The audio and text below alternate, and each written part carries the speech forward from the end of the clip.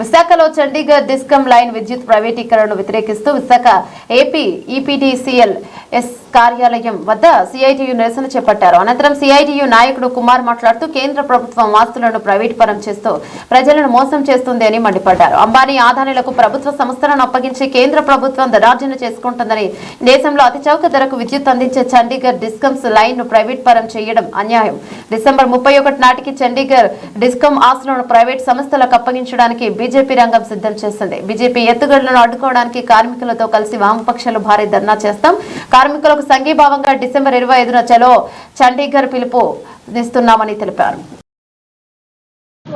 దేశంలో నరేంద్ర మోడీ ప్రభుత్వం అధికారంలో మూడోసారి వచ్చిన తర్వాత విద్యుత్తును మొత్తం కూడా కార్పొరేట్ కంపెనీలకి, ప్రైవేట్ కంపెనీలకి కట్టబెట్టాలని చెప్పేసి కొనుక్కుంది. అందులో భాగంగానే ఈ రోజున డిస్కామ్లు మొత్తం ప్రైవేట్ పరం చేయాలని చెప్పి చూస్తూ ఉంటుంది. గత సంవత్సరంలో మనం చూసుకుంటే ఉత్తరప్రదేశ్, చండీగఢ్, హర్యానా, హిమాచల్ ప్రదేశ్ రాష్ట్రాల్లో మొత్తం విద్యుత్ పంపిణీనంతా కూడా ప్రైవేట్ కంపెనీలకు ఇస్తున్నట్టు చట్టం చేసింది. దాని మీద అక్కడ ఉన్నటువంటి కార్మికులందరూ పెద్ద ఎత్తున పోరాడి దానికి వ్యతిరేకంగా పోరాటంతో ప్రభుత్వాలు వెనక్కి తగ్గి విద్యుత్తును మేము ప్రైవేట్ పరం చేయము అని చెప్పి సాగే. కానీ ఇప్పుడు చండీగఢ్ ప్రభుత్వం పూర్తిగా బాగా లాభాల్లో ఉన్నటువంటి చండీగఢ్ డిస్ట్రిబ్యూషన్ కార్పొరేషన్ ని కార్పొరేట్ కంపెనీలకు కట్టబెట్టి ప్రైవేట్ పరం చేస్తూ ఉంది. చండీగఢ్ కార్మికులు గత 4వ తారీఖు నుంచి ఇప్పటి వరకు పెద్ద ఎత్తున ఆందోళన చేస్తున్నారు. చండీగఢ్ లో విద్యుత్తు అతి తక్కువ ధరకు ఉత్పత్తి చేస్తున్నారు. కేవలం 4.5 పైసలకే ఒక యూనిట్ అనేది ఉత్పత్తి చేస్తున్నారు. లైన్ లాస్ అనేది చాలా తక్కువ. దేశం మొత్తం యావరేజ్ 15% లైన్ లాస్ ఉంటే చండీగఢ్ లో లైన్ లాస్ కేవలం 10% మాత్రమే. అలాగే 2021 నుంచి చూసుకుంటే వరుసగా 4 సంవత్సరాల్లోనూ కూడా లాభాలు ఆర్జిస్తున్నటువంటి డిస్ట్రిబ్యూషన్ కంపెనీగా అది ఉంది. దాన్ని ఈ రోజున ప్రైవేట్ కంపెనీకి కట్టబెట్టాలని చెప్పి చూస్తున్నారు.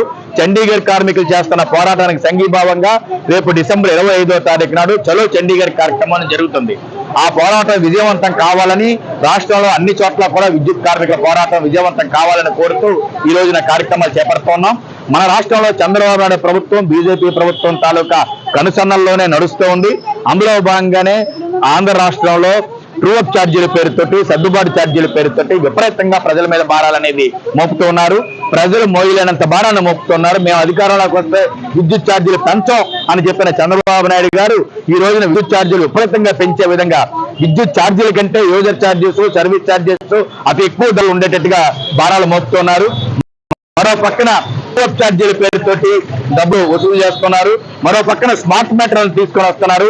స్మార్ట్ మీటర్లు అంటేనే ప్రైవేట్ పరం చేయడం. స్మార్ట్ మీటర్ తాలూకా ఖరీదును కూడా 6,000 నుంచి 13,000 రూపాయల వరకు ఈ స్మార్ట్ మీటర్లు ఉంటున్నాయి. దీన్ని కూడా పూర్తిగా వినియోగదారుడే భరించాలని చెప్పి చెప్తున్నారు.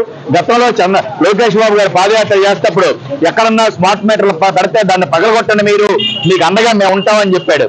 కానీ అధికారంలోకి వచ్చిన తర్వాత ఈ ప్రభుత్వమే మొత్తం స్మార్ట్ మీటర్లు పెట్టడం అంటే ప్రజల నెత్తి మీద దోచుకోవడం తప్ప మరొకటి కాదు.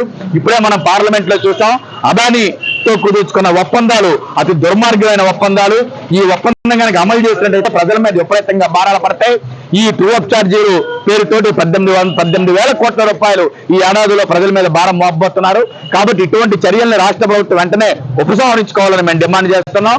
లేని పక్షంలో ప్రజల్ని, కార్మికుల్ని కదిలించి పెద్ద ఎత్తున ప్రజా ఉద్యమాలు నిర్మిస్తాం. ఈ ప్రభుత్వం తాలూకు విధానాల్ని వెనక్కి తిప్పికొడతామని చెప్పి తెలియజేస్తా ఉన్నాం.